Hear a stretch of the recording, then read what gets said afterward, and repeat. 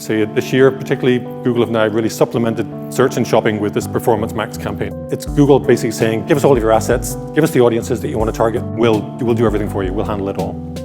Right now, Google have definitely turned up the dial in terms of giving PMax campaigns some sort of priority is what I would say. So if you're not running PMax, you're definitely missing out.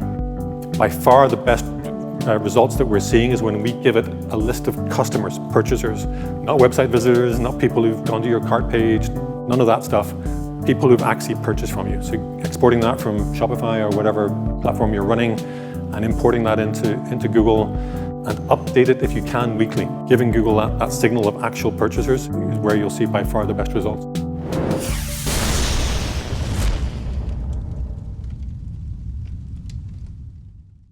You're listening to All Killer, No Filler, the D2C podcast. I'm Eric Dick. Today, we're releasing a Google Ad Masterclass from day 3 at our C-Suite Mastermind event in Victoria, BC, a little over a month ago. This talk is with Pilothouse's paid search technical lead, Richard, who manages and guides 11 buyers responsible for over $21 million in ad spend last year on Google Ads. The insights are fast and furious in this one as Richard walks you through his best practices for Google's full suite of tools, focusing specifically on why GA4, Google Analytics 4 with server-to-server tracking is a game changer, and the third-party app you need to use to get it synced ASAP, why you need to be using Performance Max campaigns across search and shopping, along with how and when to bid on CPM, CPC, CPV, and others to fill your funnel with cheaper consideration consumers. Get your notepad out, bookmark this podcast, send it to your agency, call your mother. Richard's giving out all his best Google secrets, so don't miss a minute. Hope you like it. On with the show. Thousands of people have jump-started their TikTok content strategy using Coley's TikTok Creative Brief template. That's because it has all the steps for successful creator collaborations and best practices to create fun and engaging TikToks. If you haven't grabbed your copy yet, don't worry. Coley just dropped a brand new version of their popular template filled with even more tips and insights to level up your TikTok game.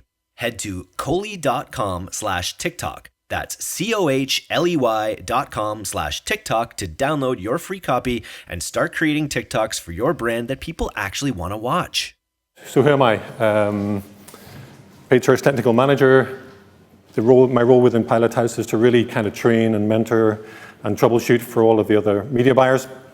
At the moment, I'm managing a team of about 11 media buyers. We have some content people as well on the team. And last year, we managed somewhere over 21 million in terms of spend. So not too shabby. My background, I've been involved in digital marketing for just over 20 years, and as Eric said, I placed my first Google ad in 2003. So it's been a while, and I've seen a lot of changes on the platform since then. That's me a couple of years ago. I'll come back to that.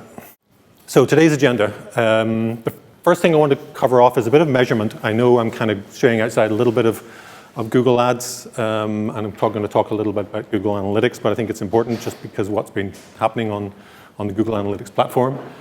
I'm going to get into a little bit of traffic and audiences. So in other words, what can Google do to drive traffic to your sites, and particularly with regard to audiences, who are we targeting, why are we targeting, and what can we do in the run-up to Q4 right now. Performance Max campaigns, if anybody's been keeping an eye on Google for the last, whatever it is, 6-8 months, Performance Max campaigns are the newest campaign type that Google launched. They're in the wild, and they are interesting. So I want to talk a little bit about PMax and what you can do to make the most of those. I'm then going to get into a little bit of kind of meh. Some people think, ad copy and creative is kind of, let's just get on with it. Let's get these ads up and running. But there's a lot to ad creative, ad copy, ad creative. I want to touch a little bit on that. And then we'll have a quick summary, and we'll have a Q&A after that. And I'd love to answer any questions that you might have, either from this or you maybe have some burning questions. Let's hear them. Alrighty. So measurement, Google Analytics. So I don't know how many years ago it is now. About 3 years ago, I think it is. So Google said that they're going to replace Universal Analytics, GA3, with the new version GA4. So it's been in the wild for a while. and people have been doing, bits and pieces, but to be honest, really the GA4 platform itself just has not been as good, or it hasn't been as full-featured as it really needs to be for people to really get the most out of the data that Google Analytics GA4 is gathering. However, earlier in the spring, Google announced that they're going to sunset GA3, and it's going to stop gathering data on the 30th of June, 2023. So given that, you won't be able to export that data into a GA4 property. So if you want to have year-over-year comparisons, you really need to be gathering your GA4 data now. So if you haven't already implemented GA4, get it done as soon as possible. If you're on the Shopify platform, I highly recommend using this third-party platform called Elevar. It really is kind of plug and play in terms of getting all the data layer stuff, to get a little bit technical, that Google Analytics 4 needs. And I mean, you could faff around. Is that a Northern Irish word? You can play around and try and figure it out yourself, but honestly, it's just much quicker, much simpler to use a platform like Elevar. Elevar is the best one that we found right now, and it'll just do the implementation for you. You'll be up and running in half an hour, and the data will be flowing into your GA4 account. The one thing I would say about GA3 and GA4, both of them have this capability, is once you're getting data in there, make sure you're looking at the the multi-channel funnels. If you're an e-com business, and I'm guessing probably most of you are, then making sure that you're looking at these multi-channel funnels is going to be really key. So this is where you'll see first click versus last click versus data-driven versus whatever. So there's a number of options in there. And in terms of figuring out what's happening with the traffic that you're sending to the site, that is probably by far the best place that you can go within both GA3 and GA4 to figure out what's happening. Because what GA3 by default does is it takes last non-direct click as the sort of method of attribution. So if somebody clicks on a Facebook ad, then clicks on a Google ad, and then gets an email and purchases, then email is going to be the platform that shows up as the one that got the sale. However, obviously, Facebook was important in sending getting their attention in the first place, and then Google Ads was also important in terms of getting them there for a second time before maybe they signed up or whatever it might be. So multi-channel funnels, absolutely, please get in there and really have a good look. I would highly recommend continue to use GA3 for now. The functionality is getting better in GA4, but it's not fully there. So I would recommend stick with GA3 as your main place, to go and have a look at your data, and maybe use GA4, for comparison purposes. Have a look at the multi-channel funnels, have a look at some of your demographics, that sort of thing. But I wouldn't recommend right now moving directly to GA4. We'll see. Hopefully, they'll improve the functionality over the coming months. In fact, they have to, and they know they do. When it comes to measurement, I'm going to kind of go off on a bit of a tangent here. There's been a lot of talk, and I don't know if any of you here have heard of the likes of Northbeam and Rockerbox and Measured, and there's a few other platforms out there that are there to try and help you figure out, what is happening to all of that traffic. And I think in this very short time that we have, I'm going to say, the question I'm asked the most is, do I recommend using them? Maybe. I think the first thing I would say is, have you really maximized what's there in GA? Because a lot of, and in Google Ads as well, but particularly in GA, because a lot of people, I think, it's kind of that scenario where they haven't, I don't know, they don't like the answer that they're being given right now. So they're like, okay, I'm going to go ask somebody else and see what their answer is. When, GA is a pretty darn good platform, and particularly if you go to, use Elevar, there's a server-side part of the Elevar platform, which is doing server-side tracking as opposed to the client-side, which is all cookie-based, and we know all that happened when iOS 14.5 came around. So the server-side tracking and analytics can give you an awful lot of data. So I would say if you think you're lacking in data and you've really maxed out the capabilities of GA4, sure, then if if your economics allow you, then start looking at these Northbeam Rockerbox measured. But some of them are, they're 10K a month kind of platform. Some of them ask for a year commitment. So do you want to pay 120 grand and maybe get the information that you want? Maybe. So there's a lot there, and it's definitely I could talk probably all day about those platforms, but just for today's purposes, maybe if somebody, if you're considering trying to get more data or trying to figure out more data. Okay, so what about Google Ads itself? The one thing, obviously, you really must do is get enhanced conversions working in the Google Ads platform. So this is the ability for Google to pick up email addresses, phone numbers, addresses, that sort of thing, and match them to its database of people that it knows have Google accounts and interact with Google in any kind of way, and so improve the conversions that are being tracked. If you haven't already got enhanced conversions on, absolutely turn them on. And if you go into the conversion action itself, the screenshot at the top here will tell you if it's working by clicking on the diagnostics section. And if you get the status recording conversions, enhanced conversions, then great. And if not, then you've got some work to do. The other thing that I would encourage everybody to look at if you're running Google Ads is to get into the attribution modeling within Google Ads. So I've just talked about attribution modeling in Google Analytics, but Google Ads actually has attribution modeling as well. And in the platform, under Tools and Settings, under Measurement, the third one down there is Attribution. And if you click on that, then you can get reports like this. So this is a model comparison, and it's comparing, hopefully you can see, first click versus data-driven, and I'm getting first click conversions, I'm getting data-driven conversions, et cetera, et cetera. So there's a lot of information in there. That's by campaign.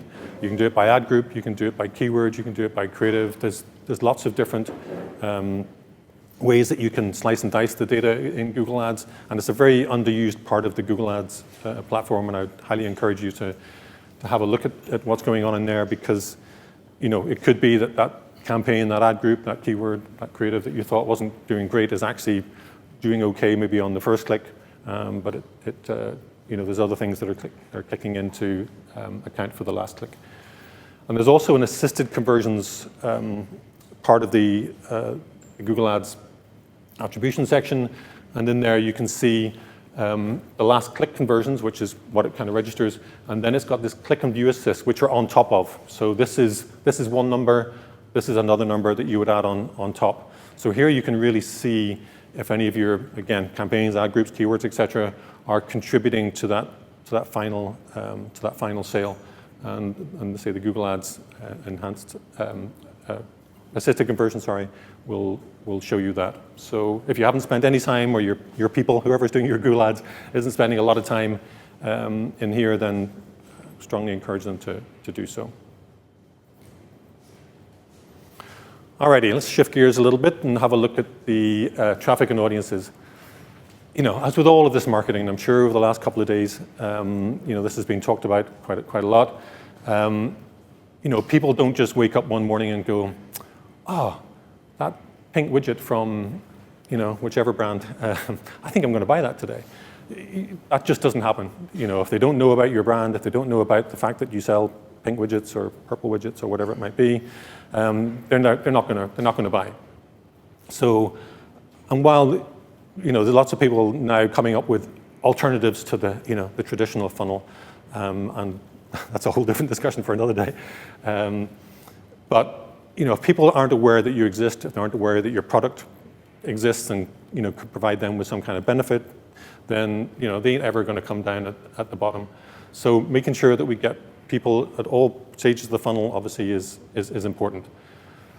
Google is particularly good, and it's well known obviously for search and shopping, where people type in, I want to buy pink widgets. And the intent behind those is what makes Google such a really good platform. So if you can then get your ad or your organic listing to appear somewhere near the top, and people click on it, the intent behind that is so strong that your conversion rates are going to be decent, assuming you sell good pink widgets and your website is okay, and you're off to the races as a business. So search and shopping are really, really good at that. And in, say, this year particularly, Google have now really supplemented search and shopping with this Performance Max campaign. I'm going to go into PMax in a little bit more detail, but it really is now an important part of maximizing that sort of full funnel, top of funnel, bottom of funnel, because with PMax, you're literally, you're attaching your shopping feed, you're running on search ads, discovery, display, YouTube. They can all be within this Performance Max campaign. So it can really encompass the whole funnel. The one thing I would say is make sure that you're making the most of your dynamic search ads. So within search, you can basically say to Google, here's some pages, here's my website, here's a number of pages.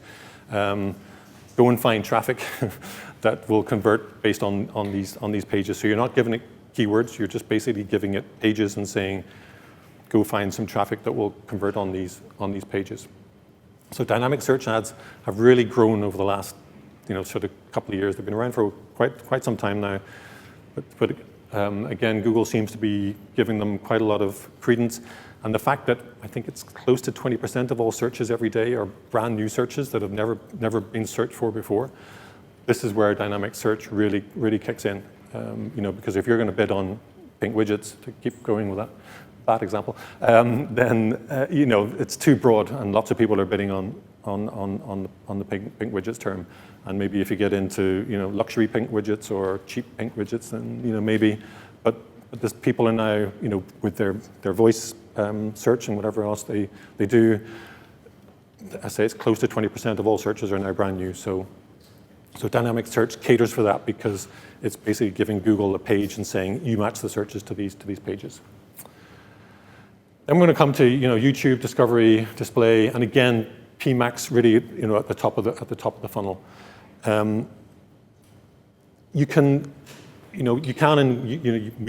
We run campaigns on all of these platforms for bottom of funnel retargeting, top of funnel acquisition, and a lot of the time we do that using bid strategies that really say we're looking for the conversion here. So we're basically saying people who are interested in widgets, let's show them an ad on YouTube, and let's see if we can kind of interrupt them and get them to come to our site. However, a lot of that, a lot of the strategy behind that is really what you're doing is you're running down and going, hey, we sell pink widgets, want to buy one? Hey, we sell pink widgets, want to buy one? So you're really, you're accosting people, and they're like, whoa, hold on a minute. I never said I was interested in buying your pink widgets. So this is where these consideration and awareness campaigns come in, and the difference between the cost of the clicks on consideration campaigns is way is big. They're way cheaper on these consideration campaigns. So you're really saying to this audience who are interested in widgets, hey, here we are. We exist. We sell pink widgets. They're amazing pink widgets. They're luxury pink widgets. And then you can really, using the CPM, CPV bidding, you can get people to become aware of you. And obviously, once they become aware, then you can maybe retarget them, show them another YouTube ad, explain your widgets a bit better. Maybe then we can get them to come to your site, and we'll sign them up by email, or they'll get as far as maybe looking at the product page, adding something to the cart. There's another audience that we can retarget. But in terms of China, if you're in an industry where the clicks are really expensive on search, but you still need to build that funnel, then looking at these platforms and using CPM, CPV bidding is a great way of getting people to be aware of your brand, and then we can start to build from there. So definitely an underused part of the Google Ads platform. Yeah, sure. No, go ahead. So I've read a lot about Performance Max. I don't run Google myself, but when you think about Performance Max, what's the problem that Google is trying to solve? And then how's the rookie use Performance Max, which is probably the white paper, the basic one, and then how's somebody with like a lot of spend use Performance Max in combination with the other channels directly, and then like wrap it in the funnel? So Performance Max was brought by Google to make it easy for non-PPC experts, ads experts, to basically go across the funnel. So they realized that a lot of people were afraid to run YouTube campaigns, display campaigns sometimes. A lot of people were just focusing on search. So PMax, they basically said, okay, you just give us your assets, just give us whatever you've got, and we'll go and find it on your website if you want, and then and tell us the audiences that you'd like to target, and then we'll do everything for you. So it's really, when we first looked at it was like, huh? Are they trying to make our jobs redundant here? There's going to be no skill required because Google's going to do everything for you. So that was where it kind of came from. So for a small business who can't afford an agency or whatever, PMax campaigns are great. So you just basically fire everything in and let it do its thing. For bigger brands, bigger budgets, they are a good they're a good way to reach further. Because if you've got retargeting campaigns on display, discovery, YouTube, and you're running some top of funnel, and you've got your search pretty much maxed out, and dynamic search is running, then PMax is really kind of the icing on the cake. It's because it is shopping. I mean, it's taken over shopping. That's what it's done. So there was smart shopping, and now smart shopping has been shelved, and it's now Performance Max. Did you know that 71% of US consumers plan to shop online during the holiday months, or that 62% of them want to be reminded about your offers via email?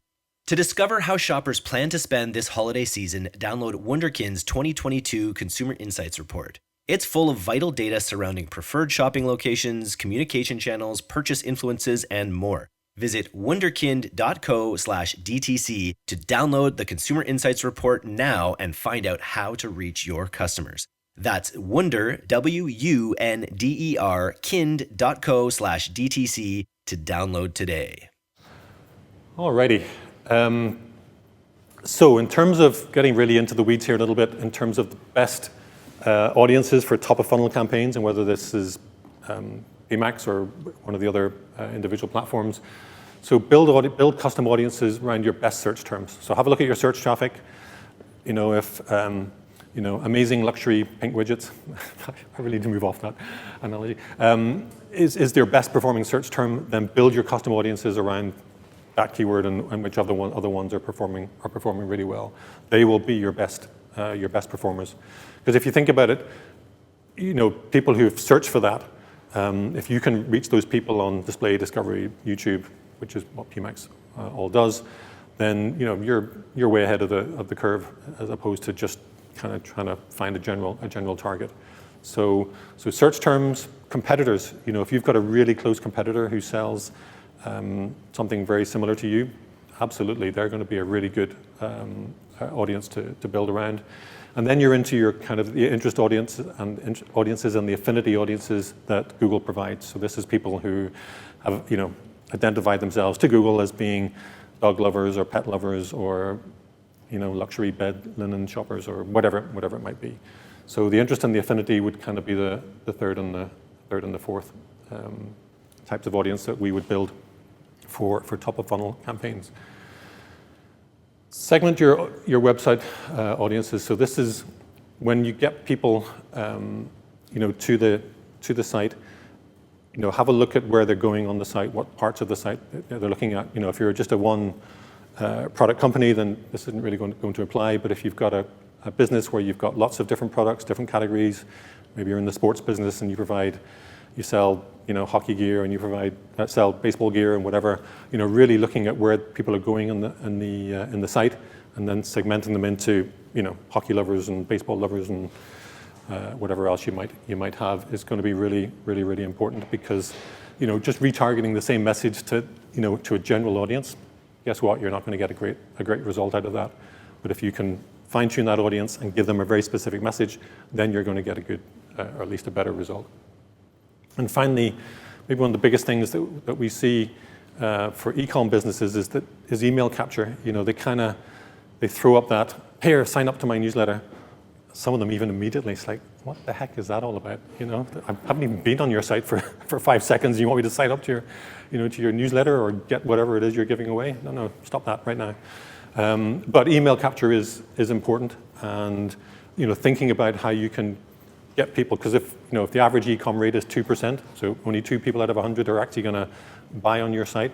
If you're good, you might be close to 5. But those are the percentages. So 95 people out of 100 are leaving your site. So what can you do to capture their email address? Because email marketing, we still see it across all of our accounts on Google Analytics and whatever other platforms we're running. Email still works. If you can get a good email going out to the right audience, you'll see some really good conversion rates. Alrighty, PMax. So, as I said, came out into the wild really earlier this year, and it's, as I was explaining to this gentleman here, it's Google basically saying, give us all of your assets, give us the audiences that you want to target, we'll do everything for you, we'll handle it all. So it's an interesting animal, but right now Google have definitely turned up the dial in terms of giving PMax campaigns some sort of priority is what I would say. So if you're not running PMax, you're definitely missing out right now.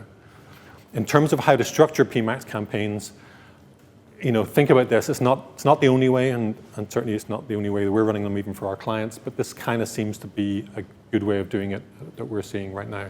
So put your highest profit products into an asset group, then put your lowest profit assets into another group, and then have another asset group for promos, specials, that sort of thing.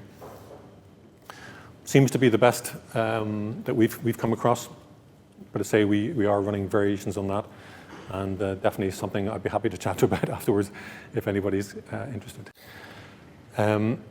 Assets. So when you're breaking things down into these different asset groups, then obviously there's assets go along with these asset groups. Match the products. Don't be lazy and kind of just throw very general stuff into all of these asset groups. If you're going to go to the to the effort of breaking them down into different products going into different groups, then make sure you match those products in terms of your creative, maybe for retargeting or whatever you're going to show on YouTube in terms of a video. And use as many as possible. I forget the numbers, 14? I think you've got room for 14 assets within an asset group. Use them all, because the more combinations that Google can try, the better the result that you're going to get. So use as many of those as you possibly can. Audiences, now called segments, Google's moving away from audiences and turning them into segments, are important. And whenever you set up an asset group, Google recommends that you give it a custom audience and your data audience. By far the best results that we're seeing is when we give it a list of customers, purchasers, not website visitors, not people who've gone to your cart page, none of that stuff. People who've actually purchased from you. So exporting that from Shopify or whatever platform you're running and importing that into Google and giving Google that signal of actual purchasers is where you'll see by far the best results. And update it if you can weekly. So, I think people used to do it like 6 monthly, quarterly maybe, but now the recommendation is most definitely weekly. And assuming you're getting more than just a handful of purchasers every week. So update that list on a weekly basis, and that's where you'll see the very best results. Your custom segments, as we've discussed previously, your best search terms, competitors, etc. And then do use your interest and detailed demographics. So don't let Google wander off and show your ads to people who are interested in in sports when you're actually trying to sell pet stuff.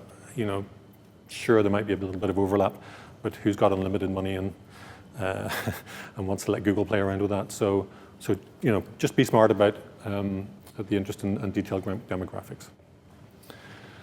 Ad copy, creative, and bidding. Ad copy, we all kind of, even us, we do this every day. We kind of sometimes skip by the ad copy. It's kind of like, I've got to get some ad copy in there. What will I put in? And it's definitely overlooked because, if you think about it, that message that people see, maybe for the first time about your business is hugely important. And if you're not, putting your best foot forward and saying exactly what you do and what, the real benefits of, doing business with you are, then, people are going to go, meh, very bland. Okay, skip, skip, skip, and they're going to find something that is more interesting. So, for search, the best practice I would recommend for search campaigns right now is one responsive search ad per ad group per URL. So if you want to try and, if you want to send some traffic to your homepage and maybe to your product page, certainly run 2 ads. But if you're just running to one URL, then one responsive search ad. But use all of those headlines and descriptions. And the other thing is, don't just put in there, variations on a theme. So if we're back to the terrible pink widget example, don't put in amazing pink widgets, luxury pink widgets, pink widgets for 20 years or, whatever. A lot of people they take the lazy route and they just get a thing and they go, okay, I'll just create some versions of that and that'll be great for my headlines and my descriptions. No, stop it. You want to make sure you're making the most of every description, every headline, make them absolutely unique. And that gives Google the ability then to really mix and match your headlines and your descriptions and really find the best ones that are going to work for you. So don't be lazy. Don't let your agency be lazy either. On non-search, obviously match your audience to your creative. Again, you can be lazy and you just basically say, here's some creative of our new products, and we'll just fire them out to everybody on a PMax campaign or a display campaign, whatever it might be. But if you think about it, people who don't even know you exist, and maybe particularly if you're kind of doing the interrupt marketing on YouTube or on display discovery, showing them the very detail of your product, is probably not likely to work. Whereas if you can give them more of a lifestyle image and say, this is, picture yourself using our amazing paddleboard or whatever, as opposed to a tight-in shot of your paddleboard, show the bigger picture. Somebody on a paddleboard in a beautiful location is going to be a much better fit for a top of funnel campaign than maybe just a product shot. A product shot, sure, for your bottom of funnel, but not for top of funnel. YouTube Shorts, hugely important, and YouTube Shorts is definitely on the rise. Gary Vaynerchuk, Gary V, I don't know if anybody listens to or sees any of his stuff. Guess he's not everybody's cup of tea, and I appreciate that. But he's been around the industry for a long time, and he's basically saying Facebook groups, YouTube Shorts, and TikTok in that order are the 3 platforms in terms of content that he would be targeting right now if he was starting from scratch. So YouTube Shorts is definitely big. It's getting bigger, and in terms then obviously if there's a lot of people on YouTube Shorts, how can we tap into that as advertisers and obviously creating shorts that we can show as ads is going to be important. TikTok was the third one. And in terms of making it easy for everybody to get this creative up and running, Google have now launched this Creative Studio. So you see the address there, adscreativestudio.google.com. And using templates, you can actually create videos and display creative directly from this, and you really don't need any skills. I think I could do it, and I'm the least skilled graphic designer you will ever see. So check it out. It really is a useful platform that they've launched. And if you've been hesitating in terms of making that jump into YouTube, particularly, then this would make it really easy for you, because it's basically taking your static creative, putting it all together with some text, and it'll do overlays and all sorts of things, and even create shorts for you. So have a look at the Ads Creative Studio. It's a great resource. And then finally, I've kind of switched gears a little bit here, but in terms of bidding, if you're an e-com business, your campaign should almost certainly be running either max conversion value or TROAS bidding. Not manual, not target impression share, and if you're an e-com business, not max conversions or CPA, because that is going to maximize your conversion value. If you're selling one product, at the same price, there's no variations of it, sure, maybe you can go into max conversions and CPA, TCPA. But if you're running an e-commerce business, max conversion value and TROAS. Max conversion value is a budget-based bid strategy, just to let you know. So if you say you're going to spend 500 a day, then Google will try and spend that 500 a day. Once you give it a target ROAS and say, I want to get 350% from this, then it turns into a conversion-based strategy. So you might want to run max conversion value at the start, or to see, where a particular campaign, if it's search or whatever, might end up. But once you know that you can get a certain performance from it, switch it as soon as possible to TROAS, and that's where you'll get your best conversion results. And if you're lead gen, max conversions, TCPA, that would definitely be the strategy to use for that. Alrighty, so we talked about accurate measurements. Google Ads attribution, Google Analytics, GA3, GA4, making sure you're tapping into that. Utilize top of funnel and bottom of funnel in Google. I think there's quite a big misconception that Google is, it's search, it's shopping, it's all middle and bottom of funnel. But it can be much more than that. Discovery, display, YouTube, and obviously the PMax campaigns now coming in are really maximizing the potential of the Google platform across all of the funnels. So do have a look at all of the funnels. Make the most of your audience's segments, in terms of your messaging, in terms of how you're going to target these people. Obviously, embrace PMax. Use that ad copy and creative to differentiate your brand. That's really what it's about. Making sure that you're standing out from the crowd, and then bid appropriately. If you're an e-com business, say the max conversion value TROAS. If you're a lead gen, max conversions TCPA. And punch above your weight is really the point of me pretending to be George Clooney. Online, nobody's seeing me, so I can be this, or I can pretend to be, not pretend to be. I can be, more than just, a little business based in Victoria or Vancouver or Southern LA or whatever it might be. People don't know that, they don't see that. If you put your best foot forward, obviously I'm advocating using the Google platform, then you can absolutely be who you want to be.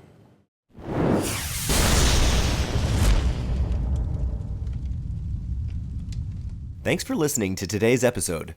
If you're not getting the D2C newsletter, you can subscribe for free at directtoconsumer.co. And if you want to learn more about Pilothouse's all-killer, no-filler services, take off to pilothouse.co. I'm Eric Dick, and this has been the D2C Podcast. We'll see you next time.